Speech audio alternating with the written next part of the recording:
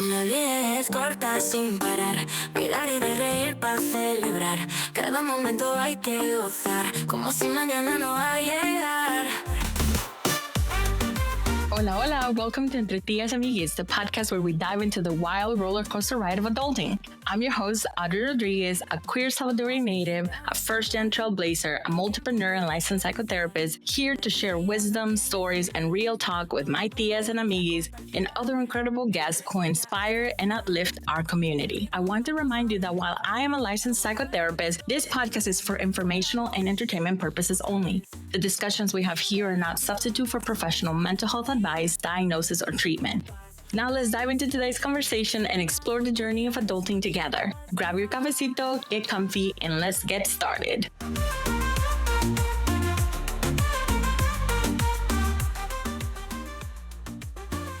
Welcome to Entre Tías y Amiguis. We're here for another episode. I am Audrey Rodriguez. I'm your host. My pronouns are she, hers, ella. And I always start the podcast, and if you've been listening, you know that I always talk about my own background as a daughter of immigrants, as an immigrant, as a queer person.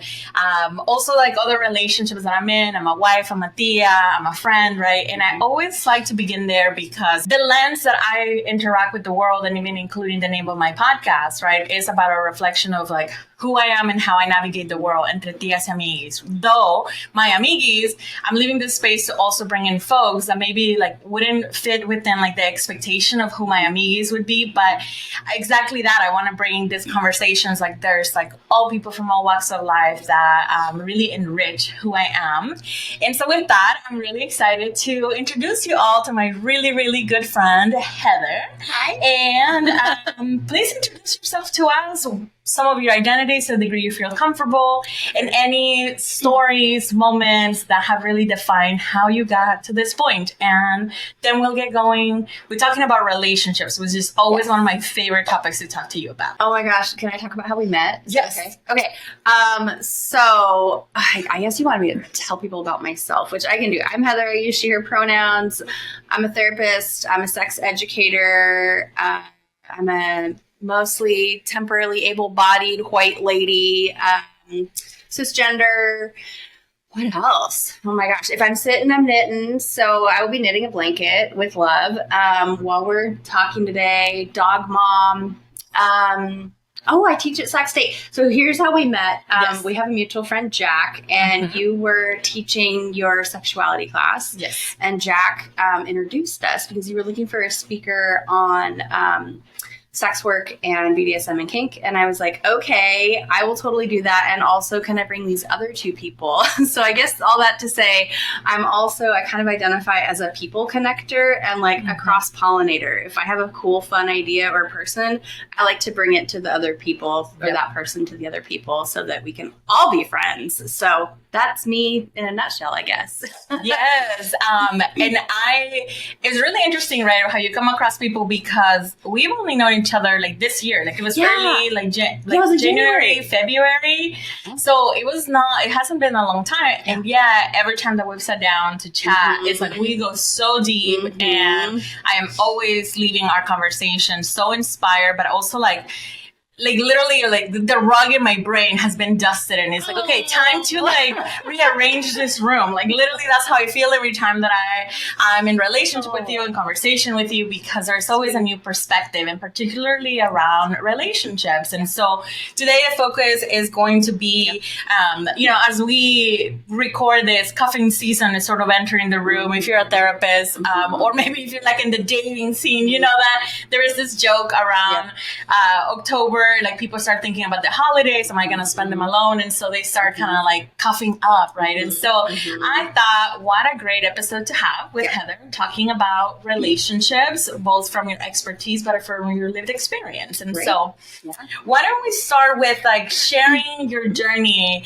to becoming a relationship specialist? And not that that's your only specialty, but there is something about how you're looking at all the work that you do around sexuality, around gender, around therapy, that is highly relational.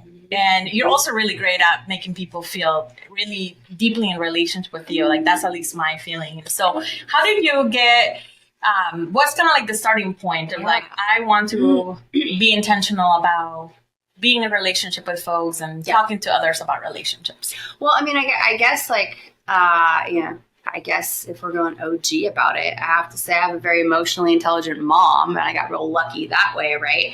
And so, you know, a lot of my emotional intelligence came, you know, originally from my mom. And then when I was an undergrad, I never thought I would be a therapist. I was like, sit and listen to other people's problems. Not that like I can't hold space for people, more just like I was daunted by this idea of like, I'm supposed to be an expert on someone else's problems. Whoa, no, thank you. But that being said, I could get up in front of a room of like 100 people and talk about like policy or whatever, right? Like I did an undergrad in, I have ADHD. Okay. And I listened to your multi-potentialite episode and I was like, me. That was fantastic. Anyway, so my undergrad was very interdisciplinary. It was like social sciences and peace and conflict resolution. So I took women's studies classes and government classes and history classes and model UN and economics and sociology and all these things. And then when I went to grad school, I did a lot of anti-war activism. And when I went to grad school, I was like, well, how can I make social justice into a career? And people were like, go to social work school. And I was like, work at CPS? No, thank you. And then that's a terrible stereotype because A, thank you for your service, CPS workers. Mm-hmm. And B, social work is so much more than that. All that to say, I never thought I would work clinically, individually until I had some fantastic mentors who were like, no, it's not like that. You don't have to be an expert on other people's lives. Mm-hmm. You just have to like hold the space. It's like planting a garden, right? You can't like stand over a plant and be like, grow, right? But you can create the soil, you can water it, you can adjust the sunlight. So, you know, to be able to learn how to create the supportive conditions, and mostly you can help remove the toxins from the soil. So like you can move it out of soil that isn't fitting for it, or you can, right? So all that to say, I take a very like macro or like systemic perspective on relationships, and I'm like never not wearing that sociology, you know, macro big issues perspective when it comes to the individual and the relational. So I work with individuals, and then I work with like relational clients, and I love them both. Mm-hmm. And I think that's what it really is, a good fit in our friendship, but also in like our colleague relationship, because I also have an undergrad in sociology, and I don't know if you knew that. That makes so much sense, right? That systemic lens that there is like a little bit of a common pattern of the folks that I know that did an undergrad in sociology and then either went to social work school or marriage and family therapy or a professional counselor school, that is like, okay, like we know and we're learning in grad school how to work with the individual and how to focus or the issue, whether it's a systemic issue, but like bringing like really micro, but then also being able to zoom out. And I'm a photographer, so I always like thinking like that lens of like zooming out, zooming out, because the perspective changes so much, right? Totally. And then also your lens from the photography perspective, your camera does different things when it's close by than when it's further away. And I feel that similarly in therapy and in my professional work, because I also took a detour from therapy for like about 5 years. I was doing program development, grant management, things that were not one-on-one. But what always had made me like really good at my job, it was like this ability to go in, this is a problem, but out. What is surrounding the problem? And I think that is part of what is such a good fit for us. Yeah, it's that constant like calibrating and knowing that we're always situated. I mean, this is not like news per se. She's not the first person who ever used that perspective, but you have a book on your shelf called Polysecure, and like Jessica Fern, who wrote that book, it's a book about attachment theory and healing our attachment wounds, you know, individually and relationally. Like that's how that happens. And she has what she calls the nested model. So it's like concentric circles, right? We're never not daughters, friends, sisters, coworkers, colleagues, members of society. Hello, election season. We're never, you know, neighbors, students, etc., patients. We're all of these things. while we're also in relationship with each other, whether that's romantic, sexual, familial, friendship, etc. Like all of those things, we bring those with us into our relationships.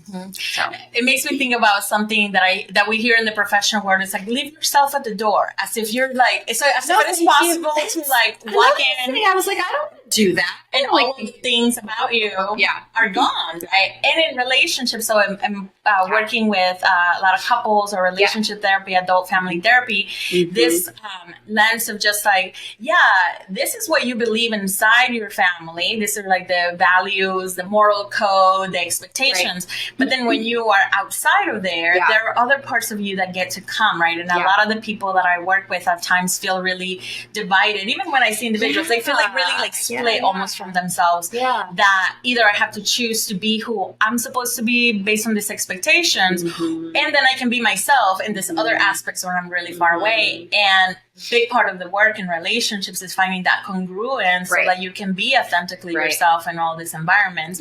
With the understanding that you may face rejection, you may face some consequences, both good and bad, from being so integrated in yourself, right? But also when we're not realizing that we're splitting off, then we're also potentially in internal turmoil because we're having to put certain parts of ourselves away in order to be in this functional relationships, right? So that's like the systemic lens that I think like really unites like how we think and why we always have such cool conversations, to be honest. Yeah, totally. Yeah, where I originally thought you were going with that, but you're totally right. That's so true of us in all of our roles. Okay. Weird word nerd moment. There's this word cleave. I was reading about like linguistics or something the other day. Okay. You know this word cleave, it means the opposite of itself. Like to cleave something means to cut it, but to cleave unto something means to like join with it. And I think that like we do both of that. You know what I mean? Because we have to be thoughtful about how we set aside parts of ourselves, but like how we also like integrate those parts of ourselves. But I thought you were going to talk about how as therapists, we're specifically expected to like be a blank slate. And I don't really believe in that. As you can see from my pink hair, like I'm not a person who like leaves all of myself at the door. Like that being said, of course, we're thoughtful about how we bring what parts of ourselves. But that doesn't mean that we don't, just because you're like my partner plays D&D, my spouse, 10-year anniversary with my spouse today, by the way. My spouse plays D&D, and you know those dice that have like 20 sides? Just because you're showing one side of your 20-sided die at any given moment doesn't mean you don't have all those other 19 sides. Do you know what I mean? So like we are both in a particular role, but also we are all of that at one time. Well, so then as you bring that part of being a therapist, I think that has been such an area of growth. And I think even when we teach, when we're working with upcoming clinicians, one of the big questions that they're very eager and desperate to have a solution to is like, how do I keep this blank slate when I have facial expressions, when I have culture beliefs, when my family does things this way, right? And in our field for a long time, and I think it's the switch that we're seeing that a lot of people are looking for therapists that are showing up authentically. Part of me is starting this podcast is also wanting to give a glimpse of like not only who I am as a therapist when you're sitting one-on-one, but that I'm a full person that has this therapeutic knowledge and I have things that I know, but that I'm still a complicated, you know, wife, cousin, sister, daughter, and that I'm also in complicated relationships with everybody. But for a long time in the therapy world, we were taught that in order to do effective work, we needed to be this blank slate. And in fact, many of us are challenging that belief because we're seeing that our clients are wanting a degree of connection with us. Obviously, the therapy doesn't become about us because we are being authentic or authentically ourselves. But there are some bridges that sometimes people are expressing they can access easier because they don't have to explain some of the layers. Totally. Yeah. I specialize in working with folks who are kinky, BDSM community, non-monogamous, queer, and trans. And one of the things I say on my profile when I, you know, my online profiles about like, come work with me is like, if, you know, a lot of, I guess, normative therapists would assume like, oh, well, whatever you're struggling with, it must be because of this gender thing, or it must be because of this kinky thing. And it's like a big reason why people come to me is they just want to say like, I am a kinky person and I'm actually here to talk about my depression, or I'm actually here to talk about work stress or grief, or I had a car accident. And I just want to like lay that down as like context and foundation, and not have you like pick at it and scrutinize it and get weirded out by it. Right. So, and obsessively become that the part of the therapy rather than, okay, that's a part of your life. And do you want to talk about it or not? Right. But even that in personal relationships, when people are going out and dating or making friendships or just like being a new job, right? Like there is this decision making that we're doing consciously and unconsciously of like how much of myself I'm going to share. Right. Totally. And that can be a barrier to being in relationships because you may not have a clarity about what are the boundaries that you have within yourself. Yeah. So why don't you share a little bit about what are some of those common misconceptions or common issues that you're seeing as people are coming in to work on themselves and bringing in the relationships, or when they're coming to do relational work? What are some of those common issues, challenges that you're seeing from folks? Yeah, you mean just like generally, or around like how to kind of sort out the authenticity piece? I think a little bit of both. Okay, sure. Yeah.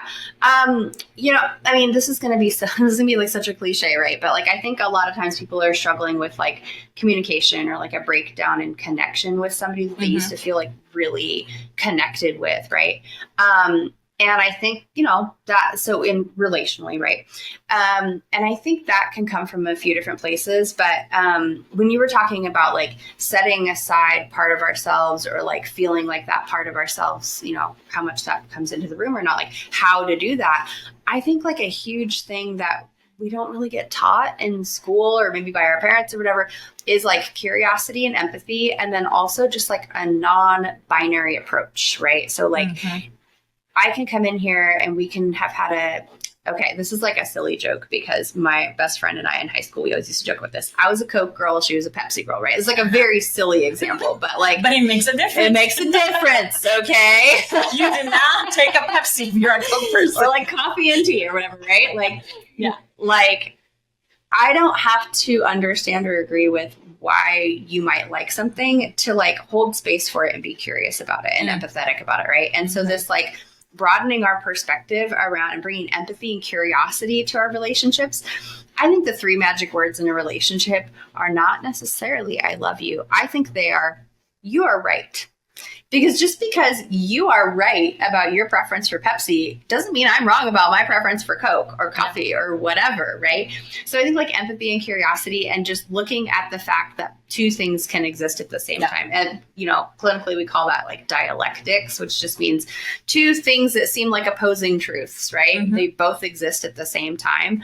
I think that's a big one, is just like not being able to see past our own perspective. And then I think a big one that I've sort of come into framing it this way is having a perspective of abundance on conversation. So I think like a lot of times when people come into a conversation, I think one reason why people are they're like trying to fix it without holding space for the emotions, is because they feel like we only have this one time and we have to fix it right now. And it's like, actually, no, if you want to stay in relationship with this person, not only is it going to be more helpful to like hold space for their emotional experience, because that's how people feel heard and safe and can soften and connect and reconnect with that intimacy. And can show up authentically. Yes. That's the other part. Yes. You just start putting things away if you don't think it's safe, Totally, it's welcome, you're compartmentalizing, and then partner is not curious, all of that. Yeah, and then you're like resentful. Oh, I had to change myself with this person. Well, you chose to change yourself. That's a different topic.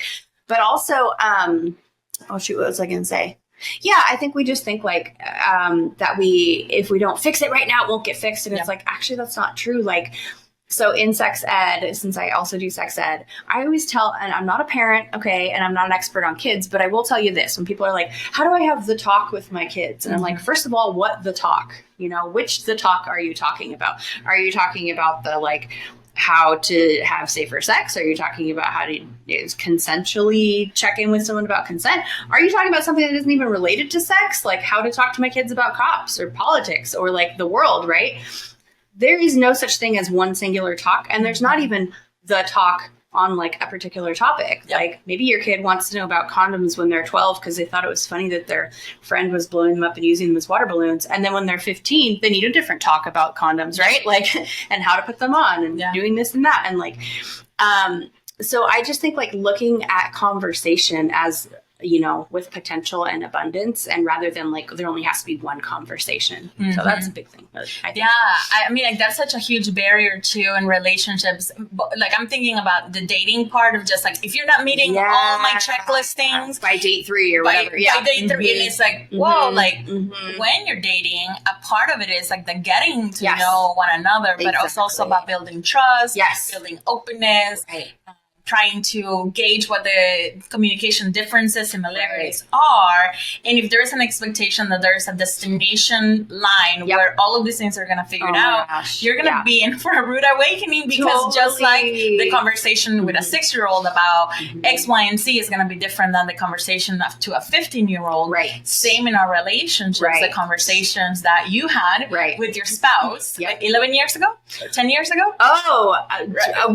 Today is our 10-year wedding anniversary. So we met 12 years ago. So conversations that the two of you were having 12 years ago are going to be very different than the conversations that you're having right now. And if there is an assumption that, well, we already talked about this and we never revisit it, and we don't revisit it with that empathy, with that curiosity, then we're in for a big disappointment. Right. Also, not to mention, people do change and grow, right? Like, we're supposed to change and grow. So it's not just like, oh, I have your perspective on this memorized. Well, yeah, but that was 12 years ago, right? So like, not only is our relationship deeper and richer, but also we've changed as people. We have different preferences, needs, desires, etc. So I'm thinking about that cliche, you either grow together or grow separately. And the thing about it, that it is a cliche, because there are some parts in relationship where you are going to grow together, and you can still continue to grow as an individual in the same journey, right? And so maybe this is where we can bring in enmeshment and differentiation, right? Because a lot of the romanticized ideals of relationship is that we're attached at the hip, and that like, we finish each other's sentences, right? And the danger of entering enmeshment, undifferentiated relationships, codependency. So can you share or say a little bit about those terms? Yeah, totally. So differentiation. Okay. So in child development theory, there's this idea that once a kid, you know, gets to like pre-teen, like teenage or adolescence type of time in their life, that they begin to, we call it in child development, we call it individuation. So people might have heard of individuation, right? Like teenagers are all grumpy and rebellious, and they don't want to be kissed by their moms, and they don't want to be in family pictures anymore, and they want to go sit in their room, and they only care about their friends, right? Mom is so embarrassing, right? And that's a natural state of development, right? At least in our cultural context. And I think there's like some healthy and unhealthy things, ways that could happen. But in adult relationships, so we have this assumption, this like preconceived notion that like our brains stop developing at age 25-ish or whatever, when your prefrontal cortex is finished, or when you graduate high school, you stop learning. That's not true. We like grow and develop and change throughout our whole lives. Yes. So in adult relationships, it's called differentiation, right? Because it's like, and it's actually, again, it's healthy and beneficial for us. Really, we do kind of like wrap ourselves up a little bit in relationships when we're in that new, we call it, in the non-monogamy community, we call it NRE, new relationship energy, right? Anybody who's had those like sparkly feelings, like the honeymoon. Yeah, exactly. Like that's fun and yummy, but that's not the end all and be all of your relationship. And that doesn't mean that your relationship is failing if that kind of fades more into like slow, warm embers rather than a crazy roaring fire all the time. You want to keep the slow, warm embers, and you want to notice that not only is it okay, but it's good to continue growing differently, right? Which doesn't mean you're not maybe still rooted in the same ground or returning to the same hearth, to like mix all my metaphors, but it just means that like, of course, we're supposed to like continue to develop our own interests. So Esther Perel has a book called Mating in Captivity, where she talks about like the tension between the domestic, right? It's like, how many times do I have to watch my spouse like scratch their butt before I'm just like, okay, I'm not like, this is not feeling, you know, like it does get a little like stale or whatever, right? And it's like, okay, I already know what you're going to say to this thing. If I ask you this thing, you're going to tell me this joke. Exactly. Or I know what you want from the store or the restaurant. Well, first of all, let your partner surprise you. And then secondly, like, let yourself surprise yourself, right? Like it's not only is it okay, but it's good to develop in those different directions, because that's how we get to continue to re-meet each other again and again and again throughout our lives. And that's where the erotic tension. So eros is the coming together of two separate forces. But if you also intertwined that you can't even make decisions without each other, or you already think you know what the other person wants without even having asked them. I don't know. Maybe my partner had COVID and blueberries don't taste good to them anymore, but I keep buying them blueberries and they're just like, why? But I don't want to tell you that.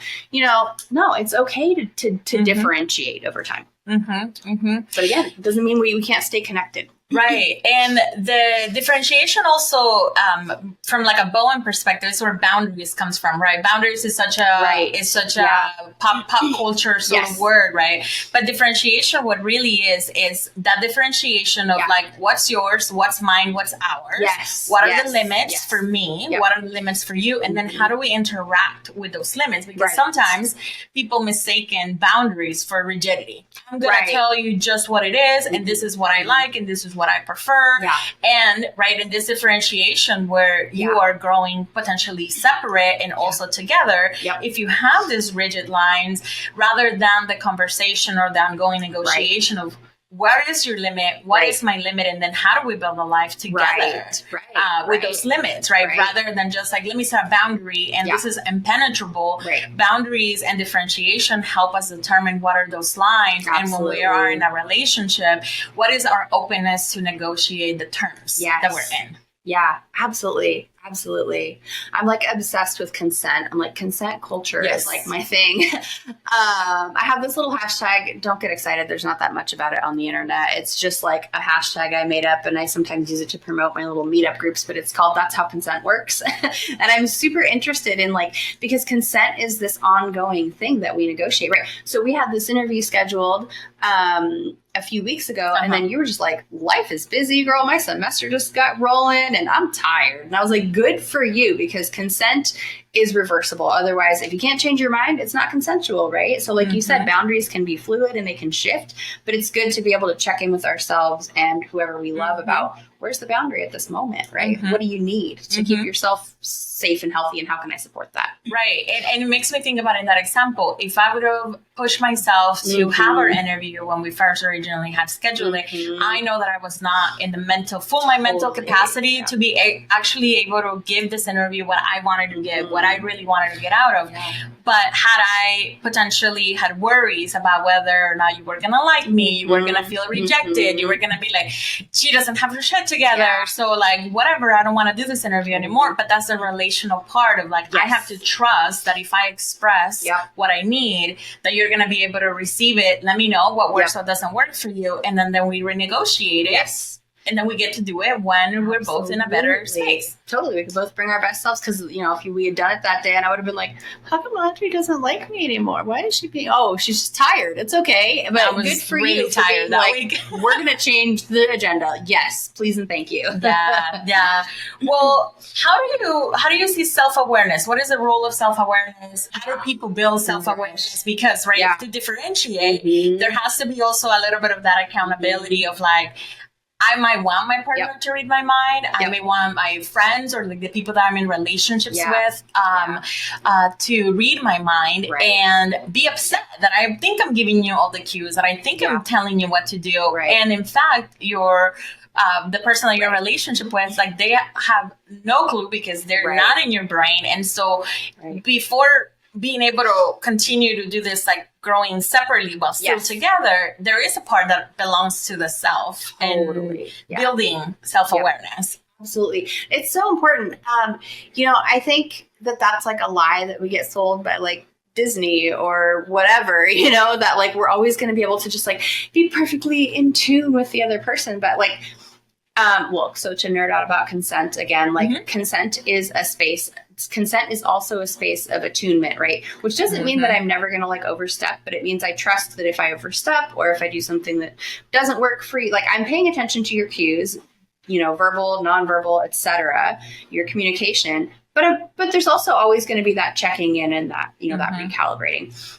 But the self-awareness piece, and the self-awareness piece, you said, how do you do it? And like the very simple short answer is like with practice over time, right? Mm-hmm. One of the most attractive things to me about my spouse is that they are like so able to be like, this was like revolutionary to me when we met and they started being able to communicate this to me. They were like, I'm about 10 minutes away from getting hangry. And I was like, whoa, not only do you know your body cues and the connection between your body and emotional state and the effects that that's going to have on a person relationally and socially, but you can proactively connect with yourself to check in about that and read that and then communicate. I was like, wow, bam, revolutionary, right? It's something so simple as I'm about 10 minutes away from being hangry. Yes, exactly. And so it's like, oh my gosh, it's like, so, okay, so there's this tool called,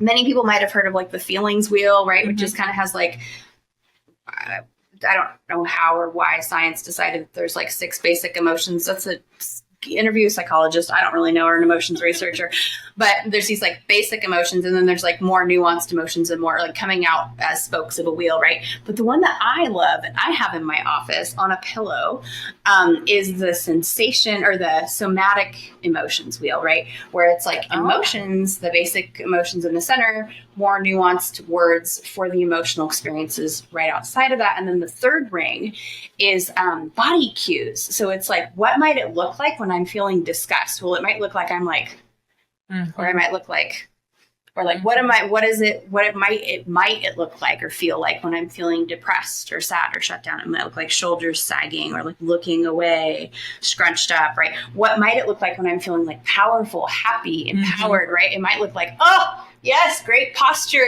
opening up, my face is open. This is not 100% true for everybody all the time, but it's a fantastic starting point to think about, right? And so I print these out I put it on my slides for my students, I put it on Canvas, print out copies of this for my individual and couples clients. And I'm like, put this on your fridge. Okay. This is going to like help you tune in with yourself, help your partner tune in. If you have kids or roommates or whatever, they're going to walk by and be like, oh yeah, I guess I do notice that that's kind of what I do with my body when I'm feeling angry or whatever.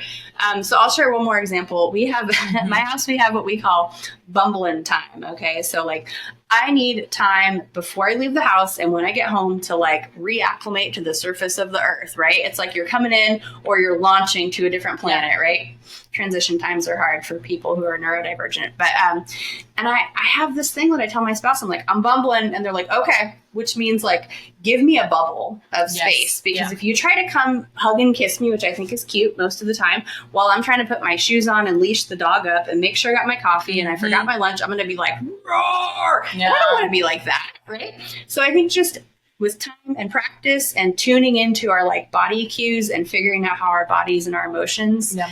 And then again, just like with that attunement over time, I can tell you're bumbling because you just got home from work. Right. So it's a practice. It's ongoing. It makes me think about, I used to have a job where I would be in the car for about 45 minutes and I would be away from the house. And so I miss my wife and I wanted to catch up with her. Right. And it'd be like, okay, just got off of work. And then about like 5 minutes in, I would realize like, I do not have capacity for this conversation anymore. I wanted this. And then one time it's like, but you're the one that called me, right? And I was like, oh shoot, right? Because there is a part of me that had a truth that was like, I miss you, I want to reconnect, I'm coming home. Yes. And right, there was this other part of me that was like, but I'm really tired and I don't know how to balance out sharing with you both the excitement that I miss you, the eagerness to see you, but that also I might need like a good half an hour out of this 45 to like actually regroup so that when I come home, I can be actually more functional, right? Yep. Versus pushing myself or sending confusing cues. Yes. And I think that's, okay, first of all, can we tell two therapists are talking? Because we're just going to validate each other's experiences all day long. But I'm just like, that is so normal, right? It's so normal to have conflicting experiences inside of ourselves. There's nothing wrong with you if you're like we could look at it as parts work or internal family systems or whatever. But it's okay if there's part of you that feels excited and like a desire to reconnect to your secure base, as they say in attachment theory. And there's a part of you that's like, oh my God, don't talk to me. I'm tired. I need to take my shoes off and like take a shower and eat a snack. And like, then I'll be. So there's nothing wrong with that. Right. And that is a deepening of the nuance of self-awareness. And that's what voice memos are for. Right? And I use Marco Polo. It's like a video chat app where you don't have to be live, right?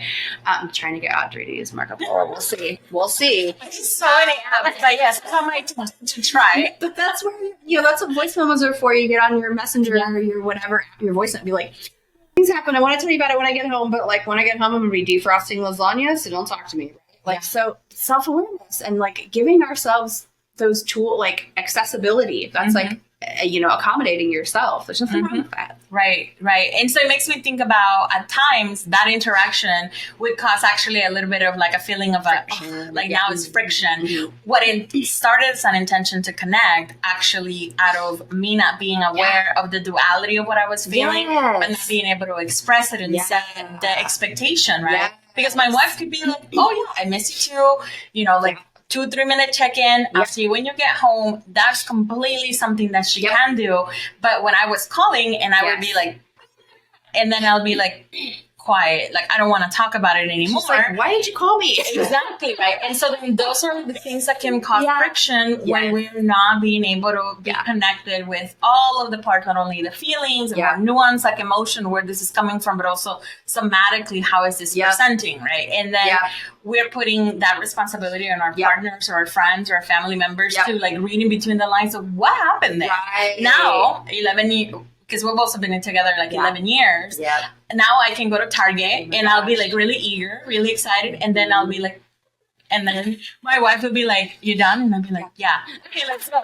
So and see that shared language, right? That's shared language thing about relationships. Like one way to describe relationships is like microcultures, right? Yes. So we like develop our own languages, rituals, customs, etc. Right. And so you just gave me like new language right there. No, thanks. I didn't invent it, but I'll take credit for it in this moment. But yeah, it's like your tiny, tiny little culture, right? Like it's like if like a geographically isolated area, the language is going to diverge from the rest of the. But yeah, so I don't know why I'm explaining how language works. This is not what this is about. Apparently, I'm a linguistics nerd today. All of it. It's here. It's welcome. But it's like, what a fun thing, right? To think about. The uniqueness of the way that we communicate, the uniqueness of like the shared knowledge and cues and words that we have together. So yours is you done, right? Like you said, she'll be like, you done. And for me, it's like, okay, I'm done bumbling. I'm ready to talk now, right? Yeah. So and we all create those rituals and those. I love the idea of microculture because then from a systemic perspective, then it makes me like zoom out and say, our relationship culture that we're building with our partners, friends, folks that we're in relationship with, right? Also, our influence and have residue, very obvious residue, or sometimes like behind the scenes residue from the family of origin that we come from.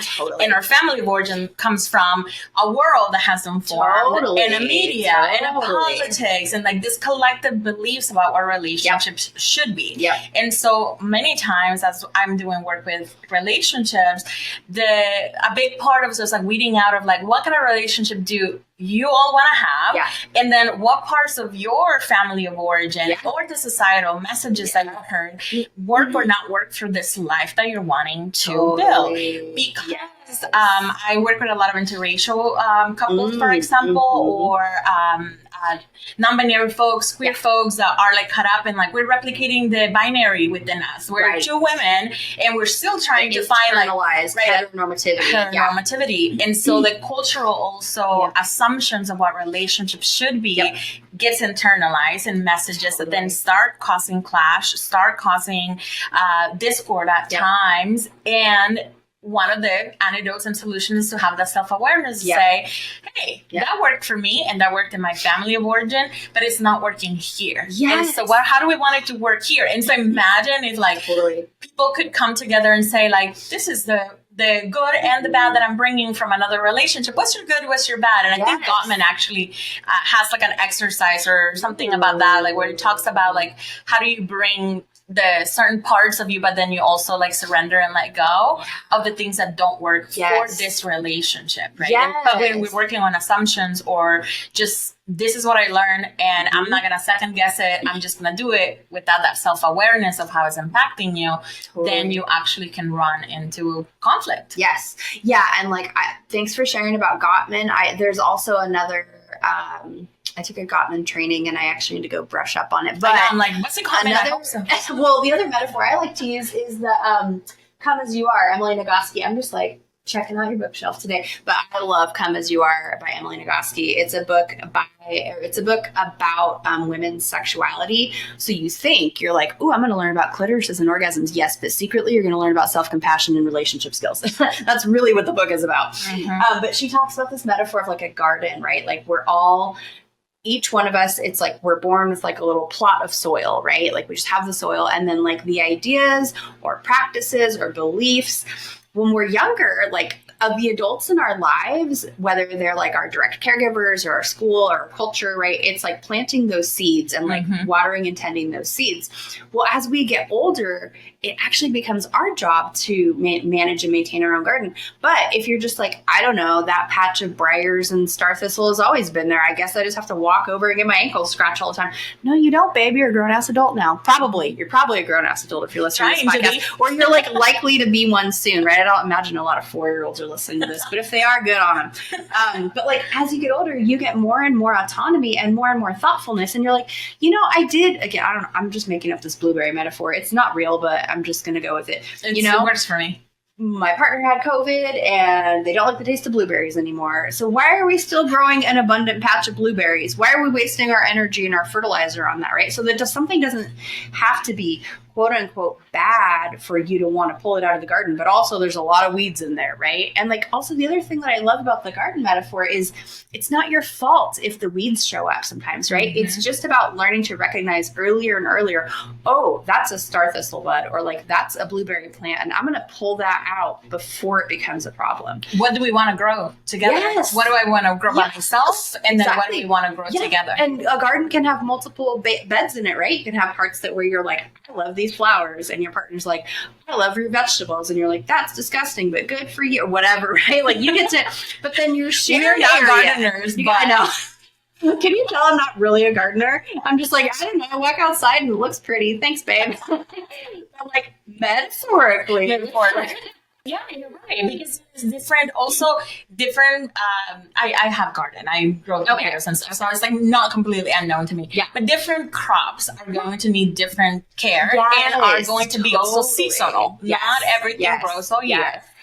And some of the things that may seem like they're a little dead actually are just dormant, so they can come back for the next season, right? So I love that. Relationships using this gardening metaphor are really about understanding what our needs are, what are our favorite plants that we want to grow, that we want to tend to, and then the self-awareness of like this part is going to go a little bit on a dormant season right now. It's not the season for it, right? For me right now with recording the podcast, oh my gosh, I'm so busy because my practice, podcast, but also I was teaching and I literally had to tell my wife like, babe, like it's going to be about 2 months. I'm not going to have capacity to do very much. If it's an urgency, of course, bring it forward, bring it to me. We're going to do the best to like address it. But realistically, my mind capacity to like meet you to garden again is going to have like a little bit of a break. Totally. Right? And let's just mulch it for a while. Right?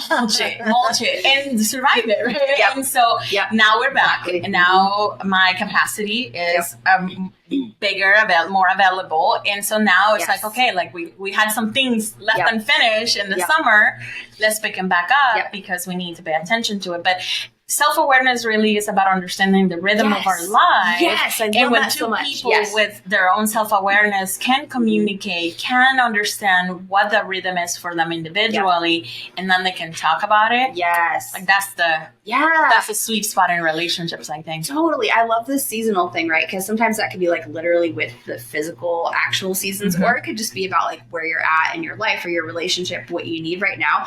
And I think that like the secure base of the relationship is what provides that container to know that like it's okay if things ebb and flow. It doesn't always have to look the same. It doesn't have to be like exciting and sparkly and the flowers are all blooming. And it's like, well, no, the flowers aren't blooming because it's the dead of winter right now. And we're like mulching and composting and we're just huddling inside and letting the rain do its work. And there's nothing wrong with that. But I think being able to like weather that discomfort or intolerance or distress tolerance is like a huge skill, right? And I think people start to get scared if things change, and it's like, well, as long as you're showing up and like meeting each other where you're at, that's like half the battle, right? And just like, well, this is not the funnest day, but we're going to get through it. Yeah. And being impatient on getting to that destination. Oh my God. A lot of relationship work is about small steps often. Consistency, right? Ongoingly working on these things that seem unsurmountable, but not ignoring them because they feel so big. That is really that happy spot, I think, in relationships where you can come and really have this honest conversation. You talked about the secure base, and so really good segue into talking about attachment. And attachment is something else that is very popular right now and like pop Instagram psychology, right? So let's talk a little bit about building that secure base, becoming that secure base for someone else, and also being able to seek that out in other people. Okay, so wow, so much. Okay, attachment nerd out moment. Totally. I'm going to tell a little story where I will say, like, there are certain things, since I didn't come into mental health, you and I, neither one of us came into mental health through the traditional route of like, I always knew I want to be a therapist. I did like a psychology undergrad and went straight into a master's program for clinical work. Like I didn't do that. Like I came from a bit more of an outsider perspective. And like one of my really important mentors was actually like, so I didn't have this like, oh, take all these like foundational psychology classes. I took a couple psychology classes here and there, but like before I got to grad school, I didn't know that much about these kind of things, right? And one of my very important mentors, who I love so much to this day, he had a really interesting critique of attachment theory, to the point that was my entry point, right? It was like, well, a lot of times historically, it's been very monogamy centric. Yes. It's like, well, if you're not in a monogamous relationship, then you couldn't possibly be securely attached. Do people have more than one child? Does that mean you're not securely attached to each of your children? Right? So I don't know that exclusivity is the only or best measure for secure attachment. And then also this whole like mother blaming culture, right? Where it's like, well, it must be your female caregiver's fault, blah, blah, blah, like placing all the burden. And then so I was very like wary and looking askance. Like, I'm not trying to blame my mom for everything. My mom's freaking awesome, right? Like, like everybody, she's imperfect, but aren't we all? So I actually didn't really get into reading about attachment theory until I started learning more about non-monogamy. And so anyway, I don't know if that feels interesting to people to know that, but like I came at it from a different context. So my best exposure to attachment theory has been from ethical non-monogamy and polyamory perspective. Like I had exposure to attachment, but it was not until I read attachment from that perspective that it finally clicked. So please do tell us about that. Yeah. Okay. So there's get another book. Well, we already talked about it, but we'll talk about it again. Like Polysecure by Jessica Fern. But before and Jessica Fern is a licensed therapist, but before Polysecure came out, there was actually this zine that was circulating in the non-monogamy community called Love Without Emergency, which was all about trauma, attachment, and polyamory, non-monogamy, right? And the idea is the emergency is like your nervous system getting really activated when you feel like the attachment between yourself and your partner is threatened, right? So it's about turning toward yourself to do that healing while also doing it through relationship. And it's not one or the other. It is both. I think there are some people that are like, well, you have to go heal your own stuff and go to your own individual therapy and fix yourself by your bootstraps. And it's like, when have humans ever fixed anything in isolation? Like even therapy, you're fixing things through relating to someone. And it's just not true. So you're always finding ways to connect and co-regulate, and identifying and moving toward safe, connected relationship, while also looking at it from your own perspective. I feel like I'm going off on a tangent, but all that to say, in polysecure, which is the this attachment relationships book that I read first that I really love and I use in my practice all the time. She says there's two things that secure attachments function as. They function as a safe haven. When you come back home and you're like, hey babe, I'm coming home. I'm very excited to let you know, you're like, oh, I'm going home. That like feeling of like safety, comfort, relaxation, just shedding the external world. And like, I can come curl up with my partner if I had a bad day. Right. And also a secure base. So like we learn our attachment patterns according to the research, right? I think it's not as simple as very early caregiving experiences, although that's one formative experience. I think we actually have attachment experiences throughout our entire lives that continue to, don't worry, nothing happened, that continue to inform how we attach to others. We could have a really difficult rupture with a partner, a family member, a therapist, somebody that a mentor anytime in our lives. But anyway, all that to say, we do learn our earliest pattern templates when we're real little. And part of that, so that secure base, if you've ever seen a toddler like on a playground that's like kind of looking back at their parent, they're like, look at me, but they're able to go like play on the playground, right? They're not like only clingy all the time, and they're not like completely detached. That's called secure base, right? You know that this is a secure base to go out into the world, and it's your safe haven to return back to. I feel like I like over-explained that. No, I love that. So it's always both. It's two sides of the same coin, safe haven and secure base. And then she has a model for, I feel like I haven't breathed in 10 minutes. Thank you. She has a model. You asked, like, how do people do that, right?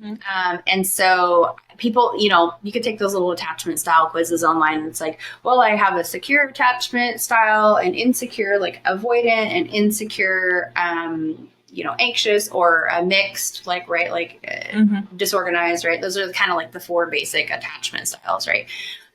But that's not your destiny, right? We can create, again, through work with ourselves and learning to co-regulate and work together in relationship, we can create earned secure attachment, which doesn't mean that magically you're going to have secure attachment with everyone in the world, but that means that in certain contexts, you're going to be able to be more resilient, and you're going to be able to like feel that sense of security. She has a model called HEARTS, which stands for here and now. So being like presently connected here and now, that attunement we were talking about before, right? Just reading each other's clues, being focused. Which is expressed delight, which is me being like, I love you. Like, oh my God, I'm so excited that you're here. This is so like having such a great day. You make me so happy. Like, just expressing that delight. Some people might think that's like cheesy or like over the top. And it's like, actually, that's like what helps us feel appreciated and connected.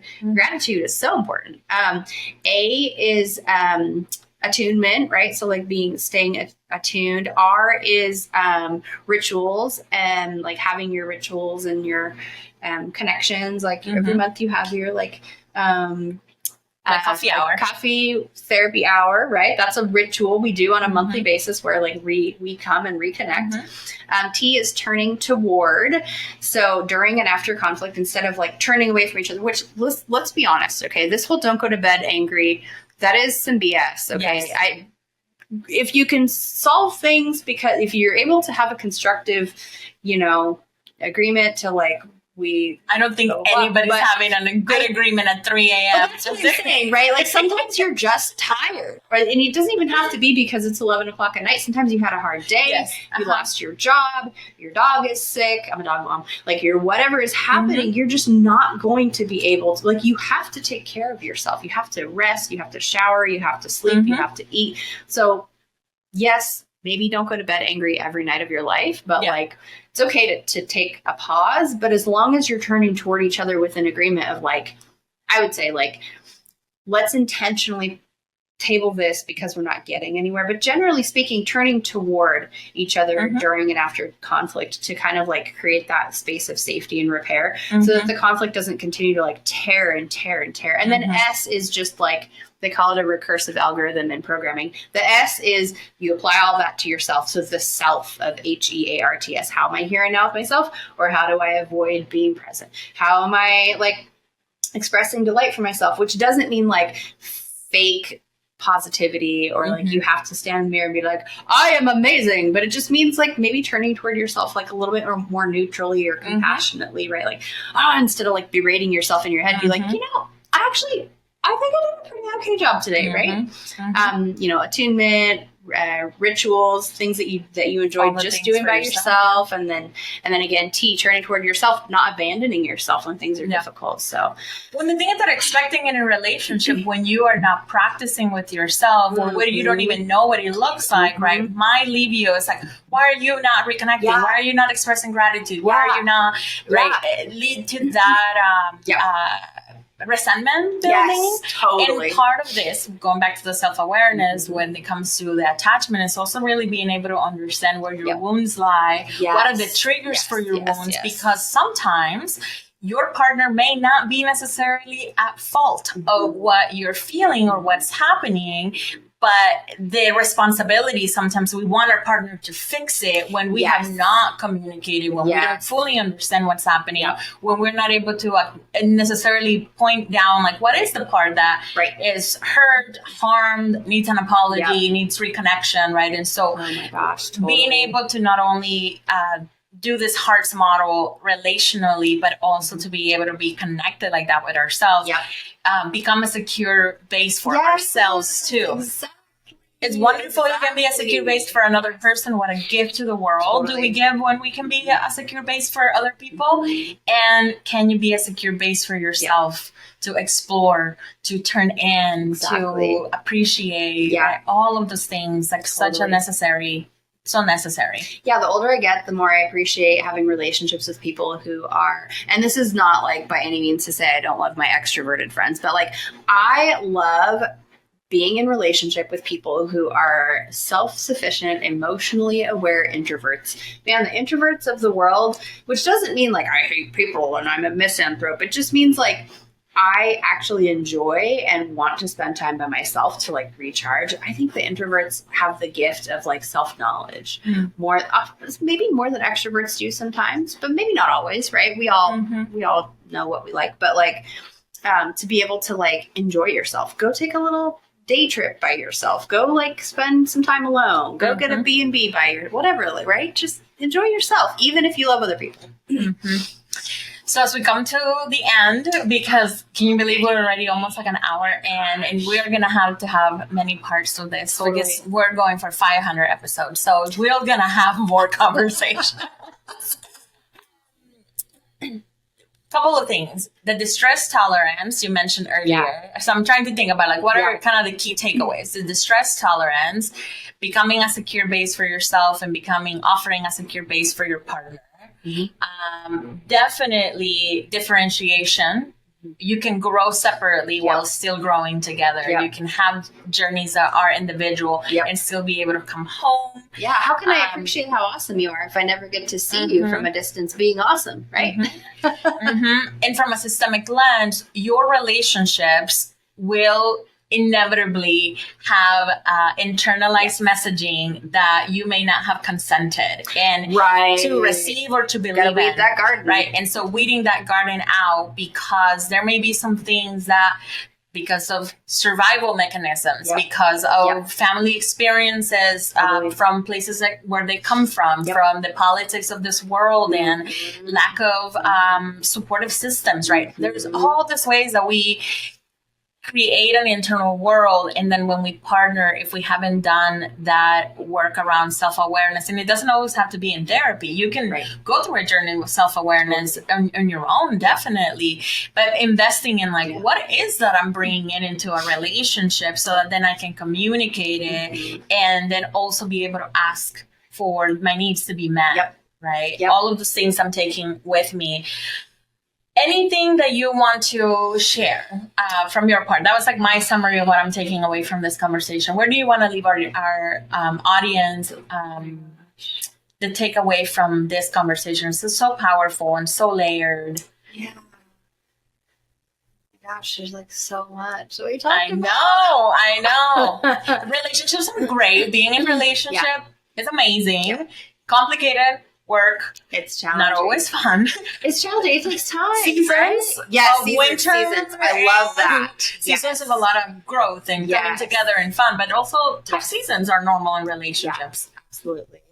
You summarized things really well. I don't know. Just keep staying attuned to yourself and others and stay curious and empathetic. I mean, those are kind of my top tips. I always used to joke that I came up in college during the Iraq War and like right after 9/11 and everything. And I always used to joke that like if Saddam Hussein and George Bush could just sit down and eat some weed brownies together, the world would be a better place, right? Like I just they will relax their defenses. They will be interested in each other's world. They could maybe learn some like toxic masculinity. They could just be curious and empathetic. I'm not saying like weed brownies are the answer to everything. But, like if people could just sit like truly like that, the idea that what happens here ripples out to the rest of the world, right? And so when you're healing your relationship with yourself and your close attachment-based relationships, you're bringing that into your work, your family, your life, your community. So, and the world is better for it. Totally. I love it. Thank you so much. This is such a great interview. I'm already like thinking, I'm glad that you wrote all the notes because I'm like let me go read them now. Yeah, because I feel like I just have so many, like my little tree is like offshooting new branches from this conversation. So I really appreciate you. Thank you everybody for joining us for another episode of Entre Tías y Amiguis, a space where we really go deep into the wild roller coaster ride of adulting, and relationships is one of those. It can be a wild ride, but also can be an amazing place to heal, to grow, and to learn about yourself. And so happy cuffing season. Happy cuffing season. Make good choices. Make good choices. Until next time. Bye. If you enjoyed this episode, please subscribe, leave a review, and share with your tías and amiguis. Your support helps us reach more people and continue these important conversations. And don't forget to follow us on social media and stay connected. Until next time, remember to take care of yourself, embrace your journey, and keep living life with heart, vision, and creativity.